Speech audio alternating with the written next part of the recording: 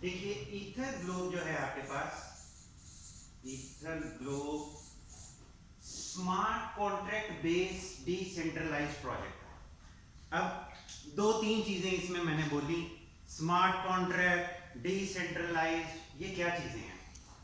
Smart contract क्या है? Smart contract आपके पास एक कॉन्ट्रैक्ट है, एक एग्रीमेंट है, जैसे हम एक नॉर्मल एग्रीमेंट करते हैं कोर्ट में जाके, तो वो एग्रीमेंट हो गया तो वो सील हो गया, उसको चेंज नहीं किया जा सकता, कोई भी चेंज उसमें करेंगे इनवैलिड हो जाएगा। इसी तरह ये कॉन्ट्रैक्ट है जो ब्लॉकचेन के ऊपर किया गया है और उसको चेंज नहीं किया जा सकता, इसलिए इसको स्मार्ट कॉन्ट्रैक्ट कहते हैं कि ये ऑटोमेटिकली एग्जीक्यूट भी होता है टेक्नोलॉजी की वजह से। इसके अंदर हमने क्लॉजेस लिख दी। आम कॉन्ट्रैक्ट के अंदर क्या होता है? क्लॉजेस होती हैं कि जी मैं आपको ये सर्विस दूंगा, ये सर्विस दूंगा, ये सर्विस दूंगा, उसके अगेंस्ट मुझे आप इतने पैसे देंगे, यही होता है ना कॉन्ट्रैक्ट के अंदर। इसके अंदर भी क्लॉजेस है कि इसके अंदर मैं आपको टोकन्स दूंगा, टोकन्स जो हैं वो अप्रूव होंगे, टोकन्स जो हैं वो ट्रांसफर होंगे। टोकन्स कौन ट्रांसफर कर सकता है? ट्रांसफर फ्रॉम, किस एड्रेस से किस एड्रेस पर ट्रांसफर होंगे, ये सारी क्लॉजेज इसमें लिख दी जाती है जितना भी एग्रीमेंट है। और ये एग्रीमेंट ऐसा नहीं है कि कुछ छुपा के किसी ने रख लिया है, ये एग्रीमेंट आपके पास ओपन है, कोई भी इसको देख सकता है। ईथर स्कैन पे जाके देख सकता है, नहीं तो आपके पास जिट पे पड़ा होता है, गिटहब पे, वहां पे जाके आप इसको देख सकते हैं कि इसमें क्या क्या क्लॉजेज है और क्या लिखा हुआ। ये किसी से कोई डकीचों की बात नहीं होती, इसलिए ये ट्रांसपेरेंट है। जो ब्लॉकचेन की एक प्रॉपर्टी है कि ये ट्रांसपेरेंट होगी, तो ये ट्रांसपेरेंट है। दूसरी मैंने टर्म यूज की डिसेंट्रलाइज्ड। डिसेंट्रलाइज्ड क्या है? कि कोई बंदा भी इसको कंट्रोल नहीं कर रहा, कोई एक कंपनी, कोई एक जो इंडिविजुअल है वो इसको कंट्रोल नहीं करता। इसको जो कंट्रोल कर रहे हैं वो कम्युनिटी पूरी मिलकर कंट्रोल कर रही है, इसीलिए इसको P2P भी कहते हैं, peer to peer, decentralise peer to peer transverse.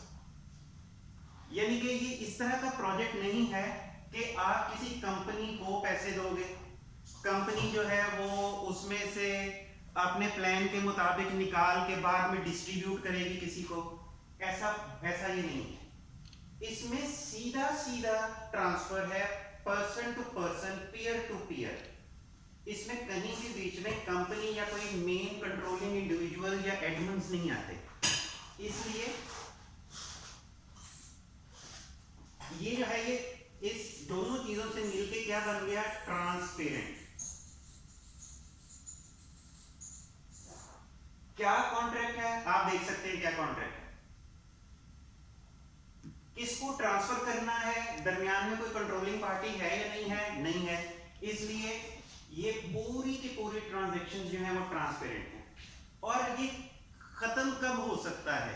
ये खत्म नहीं हो सकता, इसलिए कि ये कॉन्ट्रैक्ट अपनी जगह मौजूद है, ये टोकन्स अपनी जगह मौजूद हैं, जितनी देर तक इसके ऊपर काम चलता रहेगा इसका बेनिफिट लोग जो है वो उठाते रहेंगे। ऐसा नहीं है कि कभी किसी ने कोई स्विच ऑफ कर दिया तो ये बंद हो गया, वो इसलिए बंद नहीं हो सकता कि स्विच ऑफ करने का आपके पास इस कॉन्ट्रैक्ट के अंदर फंक्शन होना चाहिए, वो क्लॉज होनी चाहिए कि आप इसको कर सकते हो, स्विच ऑफ के नहीं स्विच ऑफ कर सकते। तो कोई भी जाके, जैसे मैंने कहा कि इस कॉन्ट्रैक्ट को देखा जा सकता है, तो आप जब इस कॉन्ट्रैक्ट को जाके देखेंगे कि इसमें कोई स्विच ऑफ की क्लॉज नहीं है, तो ये स्विच ऑफ नहीं हो सकता। जिसमें जो कॉन्ट्रैक्ट स्विच ऑफ हो सकता है उसके अंदर स्विच ऑफ की क्लॉज होगी, उसमें बर्निंग की क्लॉज होगी, उसमें फ्रीज की क्लॉज होगी, उसमें और इस तरह की क्लॉजेज होगी। तो अगर वो इसमें नहीं है, आप देख सकते हैं जाके, जो कि ईथर ग्लोब में नहीं है, तो ये स्विच ऑफ नहीं हो सकता, इसको कोई भी इंडिविजुअल क्लोज नहीं कर सकता, जब तक ये कॉन्ट्रैक्ट है ये चलता रहेगा। अब ये चलता कैसे है? इसको मैट्रिक्स जो है वो सिस्टम कहते हैं। इसमें दो साइड्स हैं आपके पास, एक है वर्किंग साइड,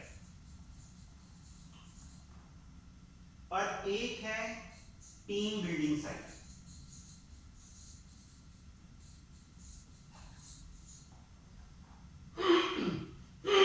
जो वर्किंग साइट है उसको कहते हैं EG3 और जो टीम बिल्डिंग साइट है वो है EG4। जैसे कि आपको नाम से जाहिर है कि ये वो वर्किंग साइट है जहां पे आप डायरेक्ट अपने नीचे जो है वो मेंबर्स को लगा रहे हैं और मेंबर्स का जो भी बेनिफिट है वो आपको डायरेक्टली पहुंच रहा है। EG4 जो है ये टीम बिल्डिंग है। इसमें जरूरी नहीं है कि आप काम करेंगे तो आपको बेनिफिट मिलेगा। आपकी टीम की वजह से, आपकी अपलाइन की वजह से भी और आपकी डाउनलाइन की वजह से भी आपको यहाँ पे बेनिफिट मिलता है। तो इसका मतलब ये है कि अगर कोई ऐसा शख्स जिसने सिर्फ अपना जो है वो आईडी लगाया है सॉरी, वो भी इसमें बेनिफिट हासिल कर सकता है। डेफिनेटली उतना बेनिफिट नहीं होगा जितना वर्किंग साइट पे जो काम कर रहा है उसको उससे कई गुना ज्यादा बेनिफिट होगा जो कि इस साइट पे। तो इसमें EG3 वाली साइट पे आपके पास जो ऑप्शन अवेलेबल हैं कुछ इस तरह की हैं कि लेट सपोज मैं इसमें कहता हूं ID1, कोई भी हो सकता है, ये ID2 को स्पॉन्सर करता है, ID3 को स्पॉन्सर करता है और ID4 को स्पॉन्सर करता है। जब ID2 को स्पॉन्सर करता है तो इसका जो बेनिफिट है, जितनी भी उसने अमाउंट से इसको एक्टिव किया वो आपके पास ID1 को चला जाता है, ID3 का भी ID1 को चला जाता है, मगर ID4 का जो है ये इसको कहते हैं रिन्यू। ये रिन्यूअल का एक आपके पास स्पॉट है। जैसे ही ये आईडी एक्टिव होती है ये पूरे का पूरा ब्लैंक हो जाता है फिर से, और ये वाली जो अमाउंट है ये अपलाइन को चली जाती है। ठीक हो गया, ये है EG3। दोबारा से ये खाली हो जाएगी, दोबारा से यहाँ पे 5 6 7 भरना शुरू हो जाएगा, 8 9 10 भरना शुरू हो जाएगा। ये साइकिल इसकी चलती रहेंगी और इसमें से ये जो ये वाली स्लॉट है जैसे ही ये फिल होगी ये इसको रिन्यू कर दिया जाएगा। EG4 जो है ये आपके पास 2 लेवल,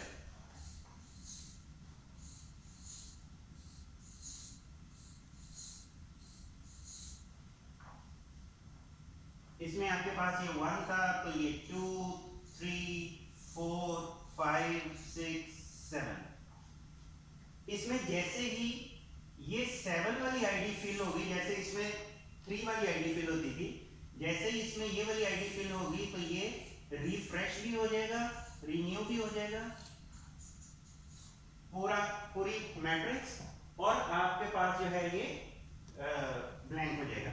इसमें आपके पास 2 और 3 ये अपलाइन को जाएगा और रिन्यूअल वाली भी अपलाइन को जाएगी। इसका मतलब है कि इसमें 3 आईडीज अपलाइन को जाएंगी और 3 आईडीज आपको आएंगी। ये है इसका जर्नल सा एक स्ट्रक्चर। अब इसमें जब हम काम करते हैं तो हम देखते हैं कि ये आईडीज इस तरह से बाज दफा हमें लगी हुई नजर नहीं आती, बाज दफा क्योंकि इसकी फिलिंग का क्राइटेरिया क्या है, ये आपके पास लेफ्ट टू राइट, पहले ये ऑटोमेटिकली फिल होगी, फिर ये फिल होगी, फिर ये फिल होगी। ऐसा नहीं हो सकता कि आप कहीं में पहले ये वाली लगा लो, ये ऑटोमेटिकली फिल होती रहती है। इसी तरह ये भी ऑटोमेटिकली फिल होती हैं फ्रॉम लेफ्ट टू राइट, और इसी तरह पहले ये 2 फिल होंगी फिर ये फिल होंगी। मगर बाज़ दफा हम जब अपना काम कर रहे होते हैं तो हम देखते हैं कि ये फिल हुई, ये फिल हुई, उसके बाद ये फिल हो गई, ये नहीं फिल होती। तो ये हम सिनेरियोज देखते हैं किस तरह से ये सिनेरियोज जो हैं ये बनते हैं।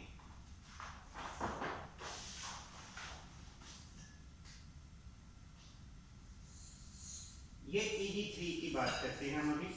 EG3 में पहली आईडी जब हम लगाएंगे, ID number let suppose A, तो आपके पास जो है वो इसके नीचे जो इसके स्पॉन्सर्स हैं वो इस तरह आने शुरू हो जाएंगे, B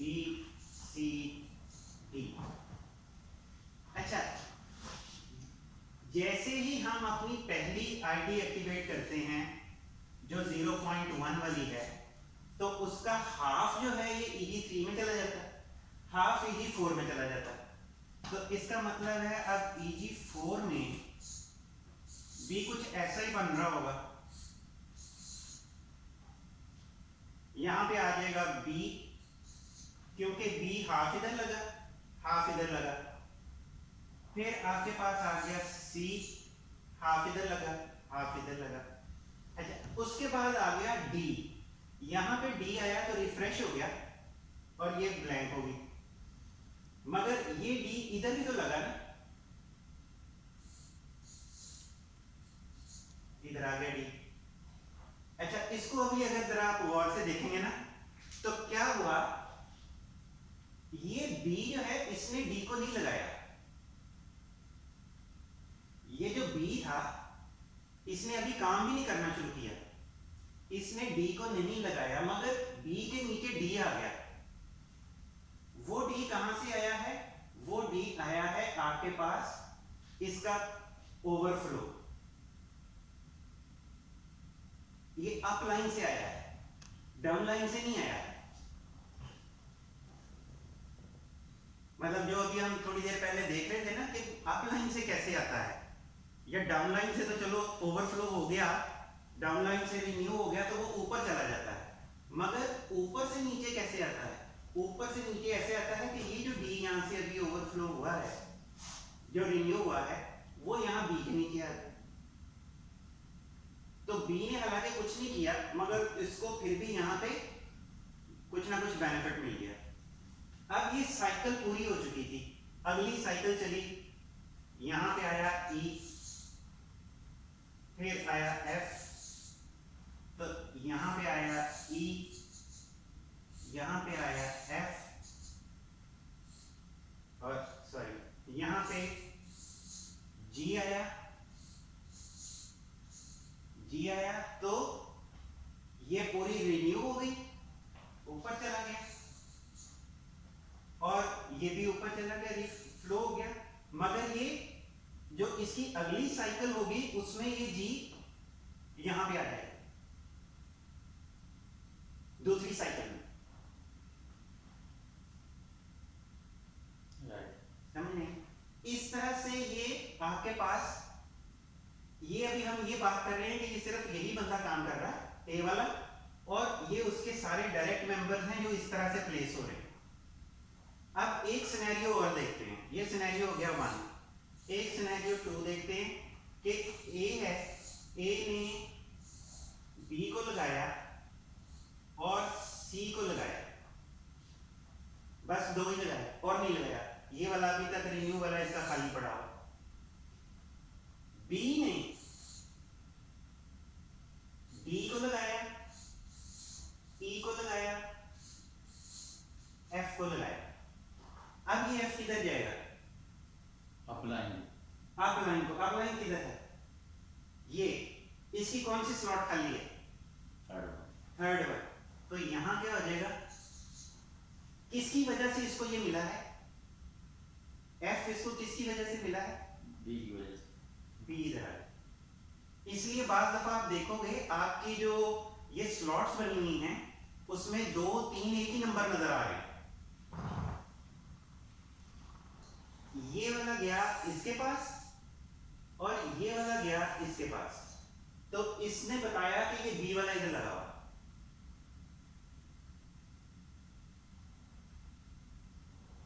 ये क्लियर हुआ सर? थर्ड वन जो है, मतलब third person when ever it will come, ये री एंट्री लगती है, re entry means B renewal हो जाएगा। हाँ। और जब रिन्यूअल होगा तो वो अपने स्पॉन्सर के नीचे जोन सी भी स्लॉट खाली होगी उधर जाएगा, उधर चला जाएगा। यस उधर चले जाएंगे। तो इसकी ये स्लॉट खाली थी, Yes. यहाँ गया सर ये Mobius loop top to bottom left to right जो एंट्री प्लेसमेंट लगेगी वहां पे जाके एंट्री वहां पे जाके Yes. Exactly. लगे ऑटोमेटिकली। Exactly. हम नहीं लगा सकते इसको कि हम हाँ। डायरेक्ट करेंगे कि तू वहां लग जाए या वहां लग जाए, जिसका जहां पे राइट बनता है वहां पे जाके फिट हो वहां जाएगा। पे जाके फिट हो जाए, हम ये मोनोपोली नहीं कर सकते यहाँ पे। मोनोपोली नहीं कर सकते। तो ये ऑटोमेटिकली यहाँ पे आपके पास बी लग गया। अब इसी चीज को इस साइड पे देखते हैं, ये 4 में ये क्या होगा, ये तो EG3 वाली साइड पे हमने देख लिया। एग्जैक्टली। EG4 वाली साइड पे अब A लगा था, A के पास B लगा था, C लगा था। अब देखिए B ने D लगाया और B ने E लगाया, और जब ये F लगा यहां पे तो इसने क्या किया, ये वाला F इसके पास जाना था, बी के पास, हाँ ये वाला B के पास जाना था, एफ बी के पास आ जाएंगे। हाँ ये तो यहाँ पे लग गया ना। फॉर एग्जाम्पल ये B यहाँ पे आ गया टर्न होके। अब इस साइड के ऊपर क्या है कि इसकी नेक्स्ट स्लॉट कौन सी बनेगी, इसकी नेक्स्ट स्लॉट यहाँ पे है, तो इसकी नेक्स्ट स्लॉट यहाँ पे आ गई।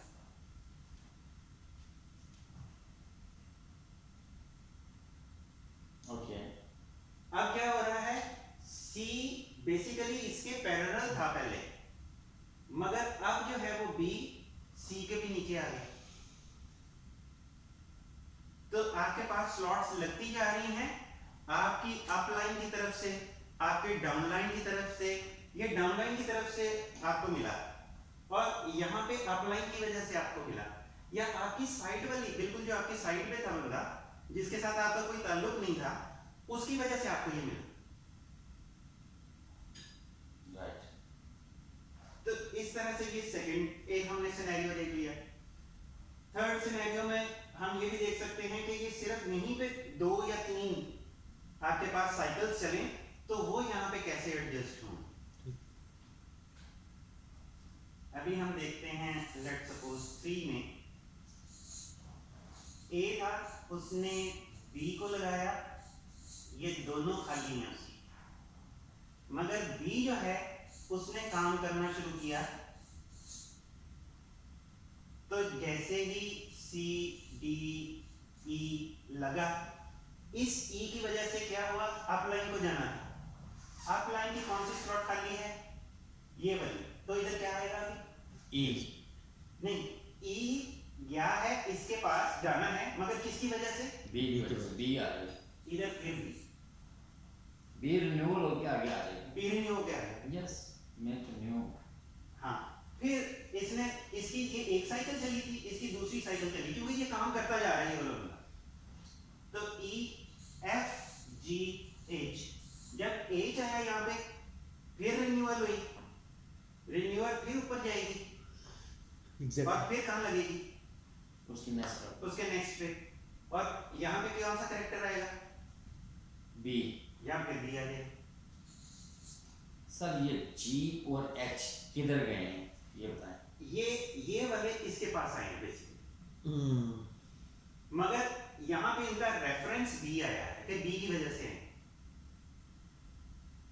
देखें सर देख मैं पॉइंट इज दिस, ये जी एच किधर प्लेस में जाके G तो इसका बोनसेस जो है वो ए को मिला है। नहीं, ये देखें, ये जो F और G है ना, ये वाला ये B को मिला, ये B को मिला, F भी B को मिला, G भी B को मिला।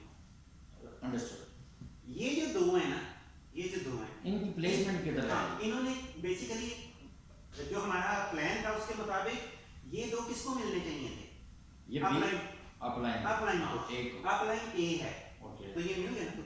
हाँ सर वो मिले हैं, लेकिन जी एंड एच की प्लेसिंग किधर है? उनके नीचे जाके शो हो रही है ना, ये 2 बाय मैट्रिक्स है, 2/1 नहीं ना, ये जी when third person will come in this हाँ G3 में, EG3 में थर्ड पर्सन रिन्यू होता है, अपने स्पॉन्सर को रिन्यूअल करवाता है, लेकिन उसकी एंट्री उधर शो होती है जी थर्ड वन, ये वाली, हाँ ये एच और उसके ऊपर जो ई है ये यहाँ पे शो नहीं होती आप नहीं, अगर तो आप उसका पिछला ट्री देखेंगे, पिछला साइकिल, उसमें नजर आएगी क्या, थर्ड ओके। हाँ ये नजर आएगी, मगर इसका बेनिफिट इधर नहीं आया, इसका बेनिफिट इधर है। वो सर साइकिल एक तो पूरा हो गया, हाँ ई एच आ गया, साइकिल चलाते हैं, साइकिल एक मिनट देख, यही सिनेरियो है, A B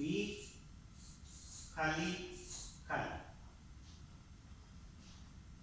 पहला साइकिल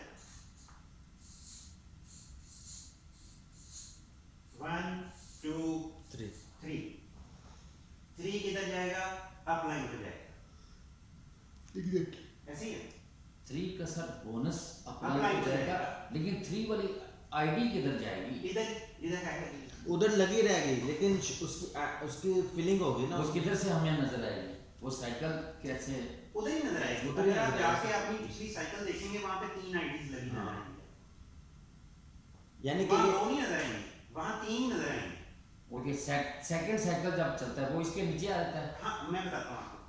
ये थर्ड जो है ना, बेसिकली ये कहाँ गया था? ये बी के पास। और बी से ये कहाँ पे गया? क्योंकि बी के पास तो और प्लेस नहीं है ना, बी से ये चला गया यहाँ पे। इसने लिख दिया यहाँ के बी की वजह से आया। ये जाना था अपलाइन के पास, बेसिकली थर्ड वाला अपलाइन के पास जाता है ना, तो अपलाइन के पास आ गया बी। अब सेकंड साइकिल चली। सेकंड साइकिल उधर ही चलाएं आप। इधर वो बी के नीचे आएगी या ये 1 के नीचे सेकंड साइकिल आएगी? बी ये के बताएं। नीचे, बी के नीचे। वो ऊपर हमारा पहले B 3 9 और नहीं सर, फिर ऐसे कर देता हूं। मैं रॉन्ग हो गया। हाँ सर वो आगे आपने पोजीशन रिन्यू करके री एंट्री लगा दी है हाँ। हमारे स्पॉन्सर के नीचे। हम्म। दूसरा साइकिल उधर ही चलेगा, उसके नीचे। दूसरा साइकिल देखें, साइकिल किसका चलना लेफ्ट है? टू राइट है ना? हाँ, लेफ्ट टू राइट है, तो साइकिल किसका चलना है? फिर दोबारा यहाँ पे आएगा। ये जो आईडी लगी हुई है आपकी, एक्चुअली कंफ्यूजन क्या हो रही है? कंफ्यूजन ये हो रही है कि जब आप सिस्टम में लगाते हैं ना, ये फॉर एग्जांपल 1 2 और 3 लगा, जैसे ही 3 लगता है ना, आपको सिस्टम में नजर आता है 0 ऑल ब्लैक। ओके ये नजर आता है, ओके। मगर ये कहीं गए नहीं है, ये आपकी ही आईडी है, ट्री में है। ट्री में है। बेसिकली ये किधर है? ये आपके पास इधर है। तो यही इजी हो गया। ये अब आपको नजर नहीं आ रहे, मगर ये जो भी काम करेंगे, अर्निंग आपको जाएगी, अर्निंग आपको जाएगी उसके साथ। इंटरलिंक हो जाएंगे आपके डेप्स के साथ। हाँ, फॉर एग्जांपल अब यहाँ पे ये स्टू ने अगर काम किया ना, तो इसका ये थर्ड वन किधर जाएगा? इसका थर्ड वन इधर ही आना है, हाँ हालांकि ये नजर नहीं आ रहा। ऐसे। अच्छा, इसमें ये है ना, 2 का आपको मिल जाता है, तीसरे का मिलता है और रीपरचेजिंग हो जाती है। हाँ। आप ये ऐसे कॉन्सेप्ट इजी कर दे, हाँ, रीपरचेजिंग, हाँ री-एंट्री हो जाती है। हाँ, रिन्यू हो गया, So simple. परचेजिंग हो गई, वो ऊपर वो चलेगा। अपने भी हाँ, ठीक। इसी तरह ये जो सेकंड ये वाला था, ये था ये वाला पोर्शन। अब जो नेक्स्ट उसकी साइकिल चली वो ये वाली, ये उसकी साइकिल 1 थी, ये उसकी साइकिल 2। ऐसे ही।